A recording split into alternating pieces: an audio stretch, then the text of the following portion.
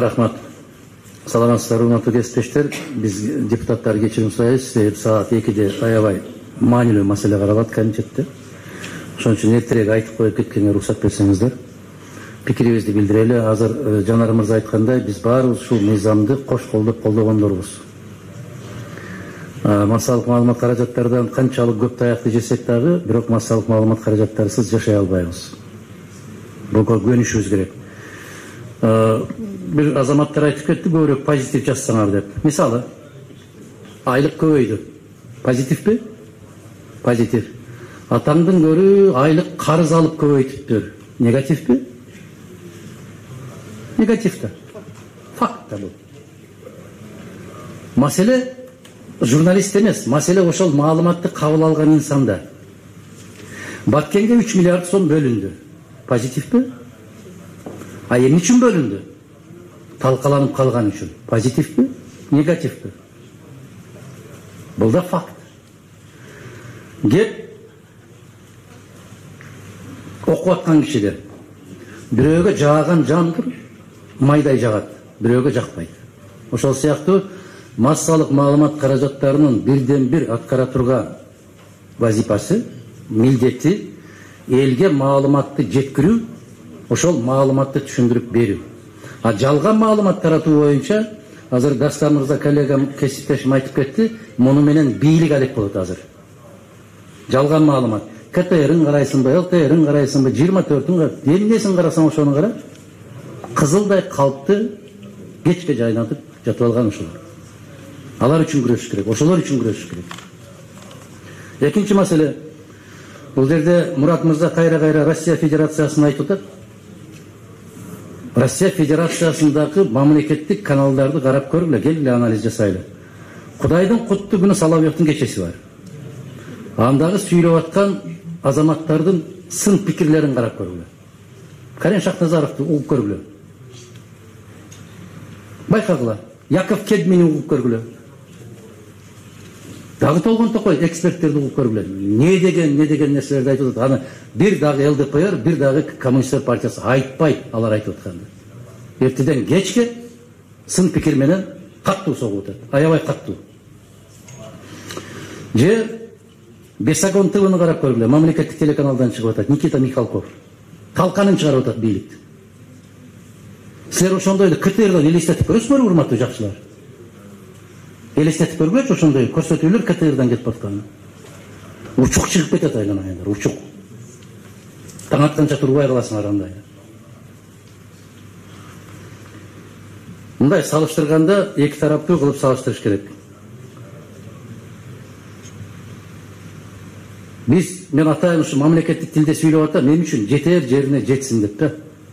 Мына ол айтып атабыз, массалык маалымат каражаттарынын гана маселеси эмес, эркин сөз эркиндиги. Биз так билишибиз керек.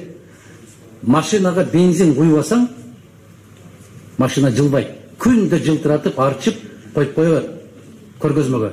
Ошол сыяктуу эле бир да сайт, бир да массалык маалымат каражаты эгер эркиндикти сүйлөй алган инсан болбосо, жаран болбосо, ал эч нерсе жасай албайт. А бизде азыр мейли гезитти тыйсын, телевидениеге эч нерсеге тийбей эле койсун, бирок полицейское государство кылып ар бир пикир айткан кыргызды барып жулуп келип камай берген болсо, ким сүйлөйт эркин сөздү? Ким сүйлөйт? Биз жарандын эркиндиги үчүн күрөшүшүбүз керек. Жаран эркин болмоюнча эркин сөз пайда болбойт. Ошол өз пикирин эркин айта ала турган жаран калатабы Кыргызстанда? Калбайбы? Мына кеп ушунда туруп атат. Баарын короого айдап кирип, бир сөз пикирин билдирсең, сен өз пикириңди билдирсең, сен террористтен каттуураак коркунучтуу болуп атпайсыңбы? Мына камалып жаткан 24 инсан. Мына Бириккен Улуттар Уюмунун декларациясында 19-чу беренесин карап көргүлө. Всеобщие прав человека, 19 статья. Пожалуйста, никто не имеет права заставлять думать иначе. А их заставляет. Их заставляет, чтобы они думали иначе, они говорили иначе. Они только позитив говорили. О негативах молчали. Вот мы куда катимся. Урматтуу кесиптештер, Эгерде биз баарыбыз ушундай болуп төгөрөк столго бириге турган болсок, биз күчкүс тилекке каршы сөз эркиндигине келгенде гана бириге калабыз дагы, калган социалдык өтө маанилүү маселелер болуп атса, унчукпайбыз да. Баягындайда Кыргызда бир керемет макал бар го. Көзүм көрбөсө бир жеримди бөөрү жесин дегендей. Мага тиешеси жокпу, значит я посижу, подожду. Это мне не касается. Вот вы помните, да? Чычкан жөнүндө. Чычкан бир короодон чыгып барып, короодо ким жашайт? Короз жашайт экен, бир кочкор жашайт экен, бир жылкы жашайт экен, ат. Чычкан чыгып айтып атат. Кокуй, могул кампада бир капкан коюлуп калыптыр дейт. Десе короз кочкор каткырып күлөт. Ал капкандын бизге не тиешеси бар дейт.